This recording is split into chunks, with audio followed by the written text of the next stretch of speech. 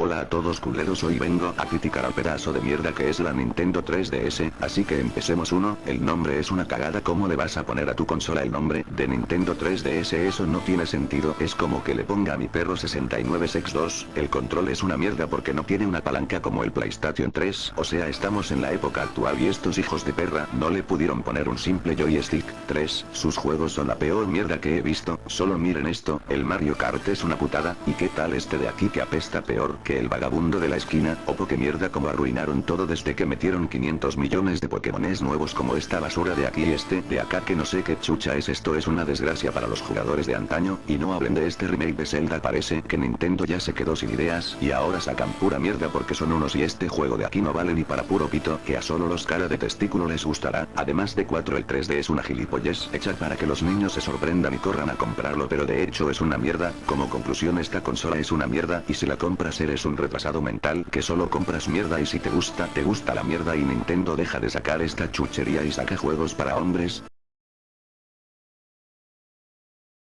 Si han estado en el internet por el tiempo suficiente para poder diferenciar a Lola que hace de Chiamate Botiglia, te sabrán lo querida que es esta consola de aquí, y creo que demasiado querida. Y tiene mucho sentido, ya que esta tiene una cantidad de juegos de calidad enorme, e incluso con varios exclusivos que incluso a día de hoy siguen estando en la portátil de Nintendo, y más aún para los fans de los RPGs, siempre es buen momento para ser fan de los RPGs. Esta consola se considera un éxito al haber vendido más de 70 millones de unidades y consolidándose como una digna sucesora de la DS que, a pesar de no haber vendido tanto como esta última, tampoco es algo de lo que decepcionarse. Sin embargo, mucha gente cree que esto siempre fue así, que Nintendo vino un día, sacó la 3DS con varios juegos y fue un éxito total, lo cual no podría estar más alejado de la realidad.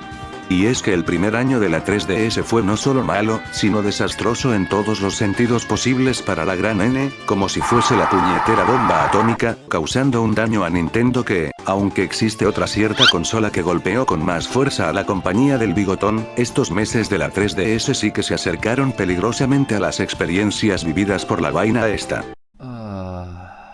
Bueno, pero ¿cómo es que este desastre salió así? Si bien a estos aparatos se les puede culpar de todos los males que le ocurrieron a la 3DS, no está más lejos de la realidad, ya que el principal culpable no es nadie más que la propia Nintendo con sus decisiones tan cuestionables. Aún así, sigue siendo un factor por el cual esta consola no logró replicar el éxito masivo que fue su antecesora, y es que para 2011 los smartphones ya estaban tomando mucha fuerza, siendo algo que pasó de ser un lujo para un sector determinado de la población a un objeto cotidiano y vital para las personas, a lo mejor demasiado vital.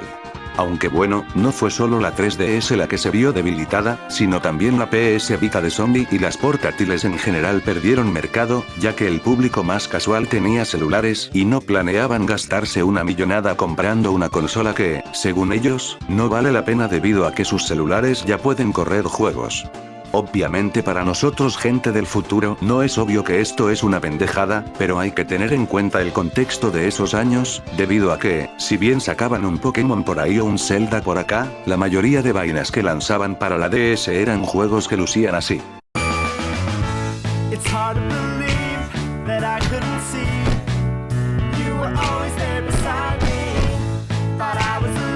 Eso sin mencionar que los juegos que conseguías en tu celular eran gratis, y para un jugador casual de la época, si le daban entre gastar el precio de la consola más un juego de 50 o 40 dólares, o descargar en el celular un juego gratis como Fruit Ninja que cumplían con lo que esperaban, pues como que muy difícil decisión no era. Por el lado del público de toda la vida, ese que es capaz de comprar hasta el asfalto de la pista donde su Aaron, Gunpei y Yokoi, ellos esperaban juegos fuertes, tales como Mario, Pokémon, Zelda, Kirby, entre otros títulos que justificaran la compra, cosa que no se tendría, pero hablaré de eso más adelante. Si bien, había uno que otro juego que satisficiera las necesidades del jugador leal, se podían contar con la palma de la mano, pero yo hablo de esta mano de aquí. Ah, pero eso sí, el Pokémon Blanco y Negro lanzarlo en la DS clásica, y el próximo año lanzar el Blanco y Negro 2 también en la DS, porque tiene todo el sentido del mundo. Todo esto originó las primeras pérdidas anuales de Nintendo en toda su historia, en el año fiscal de marzo 2012, que si bien era porque la Wii ya estaba como viejo de 106 años que apenas y puede respirar como un ser humano normal, la 3DS sí jugó un papel bastante fundamental en esta, debido a que era la consola sucesora de su portátil, básicamente un reemplazo a lo ya existente, además de la caída de ingresos del 36% y la lenta curva de ventas en Estados Unidos durante los primeros meses. Y eso que Nintendo intentó hacer algo que, hasta el día de hoy, no hemos visto replicado con ninguna consola lanzada ni por lanzar, a menos que la Switch 3 salga con un bug que te explote la casa si le pones en Tai vs Evil, y eso es la reducción de precio de la 3DS, ya que parece que les duró 5 meses la gracia, pasando de $250 a $160 en América y en Europa de 250 euros a 170, que si bien es algo bueno para los consumidores, golpeó fuerte a las ganancias de Nintendo, ya que ahora venderían la consola a pérdidas mayores de lo esperado, además de que por ese tiempo es cuando Satoru Iwata, el entonces presidente de Nintendo, tomaría un corte de la mitad de su salario, todo con el objetivo de no tener que despedir al personal, aunque no fue el único, ya que otros altos mandos también redujeron su salario, incluido al propio Miyamoto, aunque eso sí, fueron reducciones menores a la de Iwata, pero importantes al fin y al cabo. También es importante resaltar el punto de venta de la consola, el 3D sin gafas. No funcionó. Además de ser un 3D bastante cachinero que solo servía si mantenías una posición exacta de la consola donde muy apenas podías moverlo, el colgarse de la moda del momento solo afectó el aumento del costo de la consola en algo que duró a lo mucho 3 años siendo tendencia, teniendo muy pocos juegos que en verdad sacaron máximo provecho al efecto 3D, y fue tanto el posterior desinterés de Nintendo de mantener esta función que en el futuro incluso llegaron a sacar versiones completas sin el 3D. Si se ponen a pensar es como que al ser humano le quiten el corazón, pero luego ese corazón se convierte en el páncreas, pero es en realidad los ojos y ya no sé qué chucha estoy diciendo. También es importante resaltar que la 3DS tuvo un inicio tan pero tan desastroso que incluso regalaron juegos. Y si es que no se salieron del video pensando de que estaban viendo un anuncio de alguna organización benéfica para niños con cáncer, pues sí, es verdad, pero suena loco considerando que la gran N te cobra hasta para ir a cagar, y luego te demanda por clonar Revelations. Y eso que no he mencionado a los juegos lanzados durante estos primeros meses, teniendo la enorme cantidad de un juego remarcable en la fecha de lanzamiento de la consola, y uno que otro juego en los meses posteriores, que no es que ayudaron mucho que digamos. Pero bueno, no se le puede pedir mucho a la consola que empezó con Pilotwings Resort, Nintendo X y Steel Diver como los 3 lanzamientos first party potentes de la consola. Pagaría lo que sea por entrar en la mente del ejecutivo de Nintendo que creyó que para un lanzamiento de una consola con sobreprecio, lanzarlo con estas 3 weas serían una buena idea. Pilotwings es ok.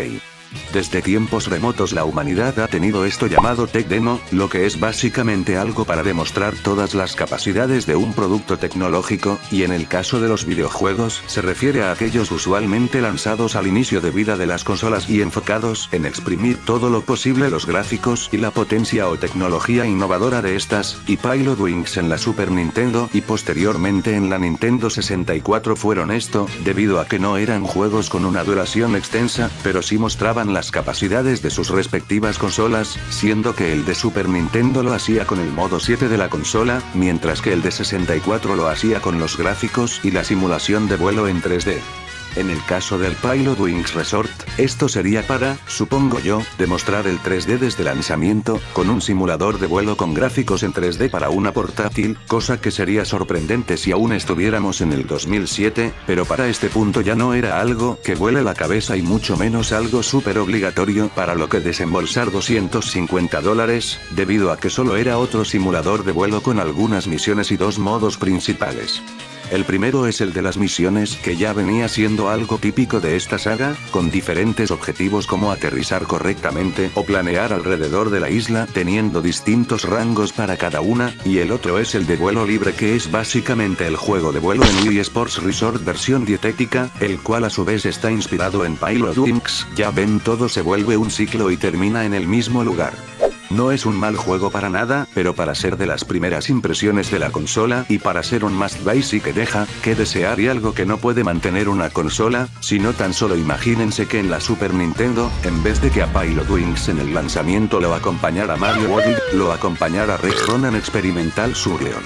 Pues básicamente sería eso, ya que otro juego que salió junto a este sería Nintendogs Plus Cats, y es exactamente lo que te dicen en el título.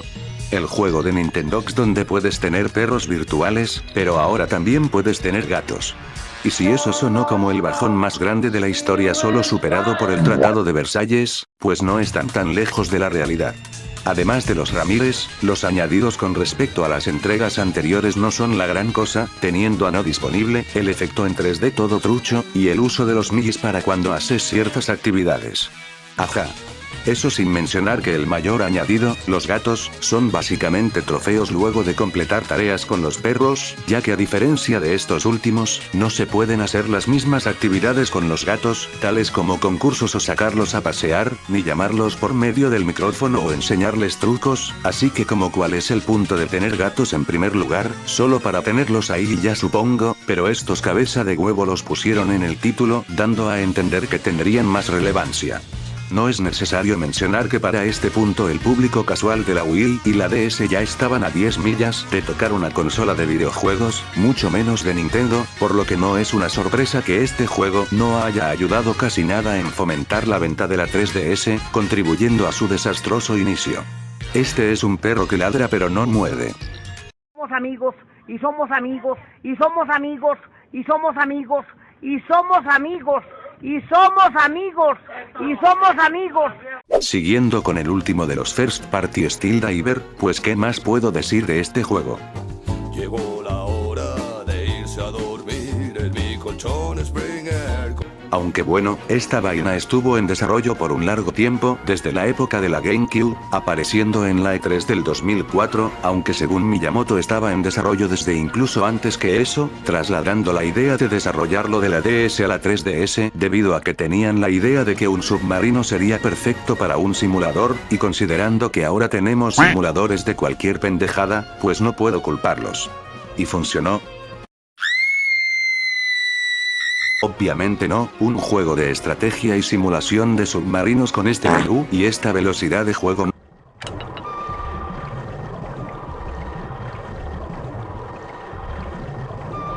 no era lo que la 3DS necesitaba en su lanzamiento, incluso este juego fue medianamente publicitado, hasta en el tráiler de revelación de la Wii U aparece, lo que me daba a entender que Nintendo veía como un juego importante y una nueva IP capaz de carrear la nueva consola, pero les salió el tiro por la culata, teniendo ventas no registradas oficialmente y Villichar solo ofrece una aproximación de 50.000 unidades, y debutó con 17.408 unidades vendidas en Japón, siendo superado por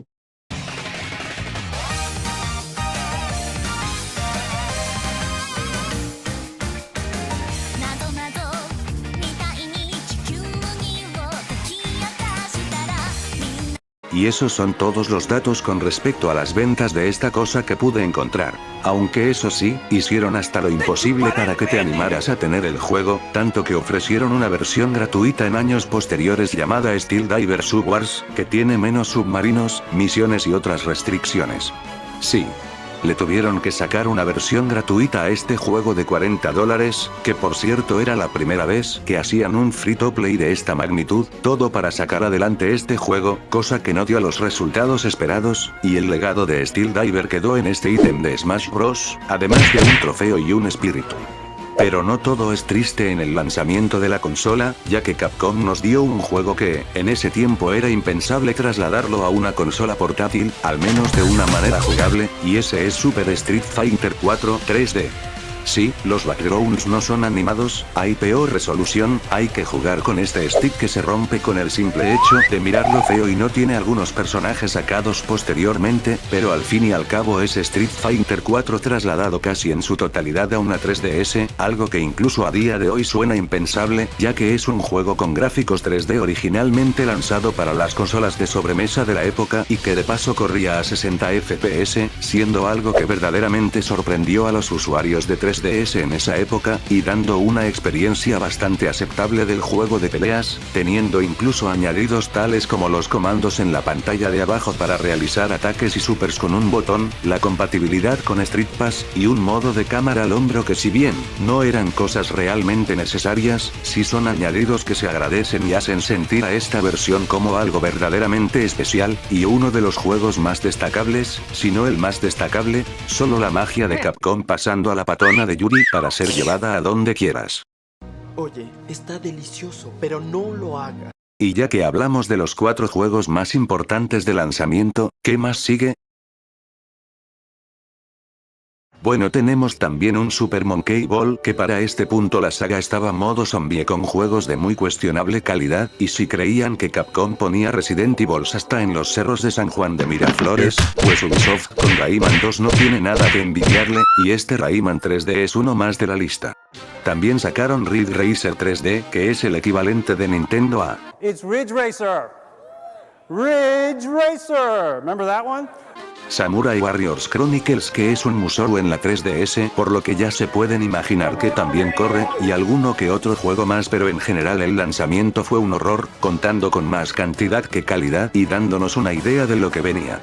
Aunque el lanzamiento en Japón fue ligeramente mejor por tener un profesor Layton de lanzamiento, el resultado fue básicamente el mismo, pero para ser honestos, la primera semana de ventas de la 3DS estuvo bien, vendiendo 375.000 unidades en Japón y posteriormente 400.000 en América, siendo uno de los mejores lanzamientos de hardware de Nintendo en Japón en esos momentos, pero no pudieron mantener ese ritmo y pues quedó como quedó. Ya unas semanas después seguirían lanzando más juegos, aunque varios de estos siendo menores y muy poco resaltantes, tales como Pro Evolution Soccer 2011 3D, que Konami debería pagarme como publicista de este juego al ser la única persona en años en siquiera mencionarlo, Cubing Ninja, un juego recordado por la única razón de ser el detonante de toda la escena homebrew en la 3DS, o en otras palabras,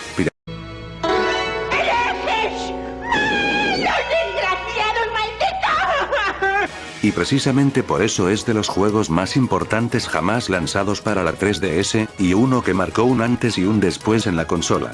Lo que pasó con este juego es que, debido al editor de niveles y a la función para compartir dichos niveles por medio de un QR, se podía generar un QR malicioso que afectaba al juego obligándolo a buscar un archivo llamado bot.3dsx, por lo que teniendo ese archivo en la tarjeta SD era posible ejecutar el launcher del homebrew, todo bajo el nombre de Ninja Axe, y de esta manera poder instalar emuladores, juegos o programas externos. Esto originó que un juego que usualmente cuesta lo mismo que una fruna pasara a costar hasta $500 de la noche a la mañana, y fue tanto el revuelo que Nintendo retiró el juego de la eShop americana y europea, además de lanzar actualizaciones para evitar este tipo de exploits, lo que no acabaría con el problema ya que, posteriormente se descubrirían otros exploits involucrando otros juegos y también el mismo Cubing Ninja con el Ninja Axe 2.0. Y todo originado por un juego que, fuera del tema de que te permitía instalar temas excelentes, no era bastante resaltante, siendo un juego que se juega todo con el giroscopio de la consola, por lo que el gameplay se volvía bastante molesto al tener que girar las manos y colocar la consola en una posición adecuada para pasar los niveles, además de que su duración era bastante corta para el precio de $40 al que era vendido, y los niveles tampoco eran la gran cosa para justificar eso, siendo más que todo simples y repetitivos. El problema mayor obviamente era el control, como había dicho antes, el giroscopio de la 3DS requería tener una precisión exacta y tener que girarlo para los lados cuando se quiere desplazar a los costados, o para adelante y para atrás para ir al fondo o ir hacia adelante, todo era bastante engorroso y no muy práctico, y si bien habían juegos que sí utilizaron mejor el giroscopio, la mayoría de estos eran opcionales, o estaban mejor refinados como Kid Icarus Uprising, aunque este último incluso con un control más preciso, también recibió críticas por tener que crecer manos extra para poder ir a simpear a Fósfora. Cubing Ninja hubiera pasado sin pena ni gloria como un juego de puzzles experimental mediocre, pero fue de esos casos donde las estrellas se alinearon para volverlo la razón por la que actualmente es posible jugar Turbo Super Stunt Squad y Supersonic Production incluso luego del cierre de la eShop de la 3DS, por lo que no me queda más que decir, gracias Cubing Ninja, gracias. Además de este peculiar juego no habían más cosas, o no sé si quieren escuchar la historia de Cartoon Network Punch Time Explosion versión 3DS, o de Dora Live Dimensions, el cual tiene gráficos sorprendentes para ser de la 3DS, tan solo miren esto, y lo probé pero no por las razones que creen, y pues se juega bastante bien, siendo algo más accesible de la misma manera que el Street Fighter 4 con los comandos en la pantalla táctil, y si bien no es mi tipo de juego, sí reconozco que es algo de bastante calidad que tuvo la 3DS.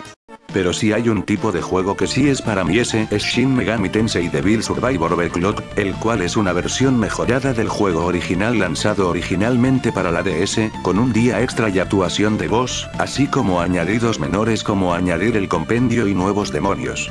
El juego es uno de estrategia y RPG táctico, similar a Final Fantasy Tactics, Disgaea o Fire Emblem combinado con el combate de los Megaten clásicos, ambientado en Tokio y teniendo una historia que va alrededor de varios días donde los personajes deben sobrevivir y encontrar la manera de solucionar todos los problemas que los abarcan a ellos y a otros personajes, teniendo además la capacidad de alterar los finales dependiendo de las decisiones tomadas y las interacciones con las personas con las que interactuemos, y todo con el sistema de demonios y fusiones tan satisfactorio que tienen los juegos de esta saga, aunque esta vez en vez de reclutarlos dialogando sobre qué opinaban de las femseleadas decidieron hacerlo a la antigua, mediante la esclavitud. El juego tuvo algunos problemas para ser lanzado, debido a que los propios desarrolladores no estaban seguros si la cantidad exorbitante de diálogos con actuación de voz alcanzaría a entrar en el cartucho, como si el juego estuviera siendo rellenado como rellenan a las chicas de los H, y la versión europea crasheando sin razón, a lo que los desarrolladores se verían obligados a lanzar un parche, pero aún así se podría decir que es un buen juego, y todo juego que tenga a Mari Shoji entra en mi lista. Según lo que busqué, el juego no tiene una cifra de ventas oficial, y los datos son bastante pobres de por sí, sin embargo, vendió lo que un juego de este tipo necesita vender, ni siendo un éxito total ni un fracaso comercial. Aunque obviamente vendió menos que el original, debido a que este último ya se podía jugar en la Nintendo 3DS por medio de la retrocompatibilidad, pero al menos Atlus sigue viva y haciendo lo que a Atlus se le da bien, de sacar un juego y luego vender la versión completa por separado, no como la otra compañía que también decidió hacer un remake de un juego de DS para la 3DS. Ya para terminar con los juegos, si bien los Third Party lanzaron una cantidad considerable de juegos, la mayoría eran del calibre de Green Lantern Rise of the Manhunters, ¿y qué más se puede decir de Green Lantern Rise of the Manhunters? Damas y caballeros, bienvenidos al show de preguntas más grande de la historia de la humanidad. En esta ocasión nuestro participante deberá contestar a la siguiente pregunta: ¿qué de interesante tiene Green Lantern Rise of the Manhunters para la Nintendo 3DS? Tiene 30 segundos para responder. A ver, fue lanzado para la 3DS. Tiene a Michael Jackson como Gantet. Pero no el Michael Jackson que ustedes piensan, sino este otro Michael Jackson que es un comentarista de radio. Además de eso, que no hay actuación de voz para esta versión, así que lo que dije no tiene valor alguno. ¿Ya me puedo ir a mi casa? Por el lado de Nintendo, nos dieron dos remakes de juegos de Nintendo 64, siendo estos Star Fox 64 3D y Zelda Ocarina of Time 3D. El primero de estos fue lanzado en septiembre y es una versión actualizada del clásico rail shooter del Nintendo 64, solo que con controles de movimiento, un modo 3D adecuado para mostrar las características en 3D de la consola y el giroscopio, además de tener un multiplayer nuevo y adaptado a la 3DS y ser de los primeros juegos de Nintendo en tener un doblaje latino, pero tengo que restarle puntos porque es un downgrade de la localización latina que Star Fox ya tenía.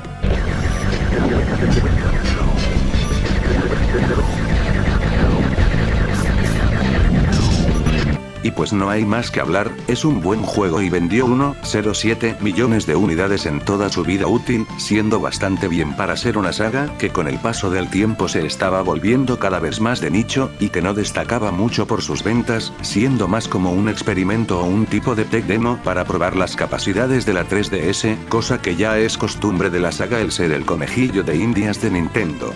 y el otro juego viene siendo el Ocarina of Time 3D, una versión mejorada del Ocarina of Time de Nintendo 64, teniendo un inventario interactivo con la pantalla táctil de la consola, unos gráficos actualizados y uso del giroscopio para el apuntado del arco o el hookshot, así como traer Master Quest siendo una versión espejo del Overworld original y con dungeons modificados, por lo que se podría decir que esta es la versión definitiva para jugar el Ocarina, y como el original, es un buen juego, bastante bueno de hecho, vendiendo más de 6 millones de unidades durante toda su vida, y teniendo críticas altísimas, y aún así este juego junto al anterior no fueron capaces de salvar a la consola, debido a que, si bien eran buenos juegos, eran remakes de juegos ya existentes, lo que causaba que los consumidores lo vieran como algo que no es novedoso, y muchas veces pasándolo por alto, además de que la DS ya tenía juegos de Nintendo 64, y si bien no son lo mismo, la novedad de ver los portátiles no era la misma, causando que no pudieran levantar a la 3DS en estos tiempos difíciles. Y pues, la 3DS siguió así por un tiempo, al menos hasta que llegó el bendito fin de año, donde por fin sacarían juegos de peso, siendo estos Mario Kart 7, Mario 3D Land, y la reducción de precio que habían hecho en agosto estaba dando resultados, y con un catálogo brillante por delante, daba fin a esta oscura época de Nintendo, y el inicio del renacer de la 3DS. Y bueno, eso ha sido todo, hasta luego.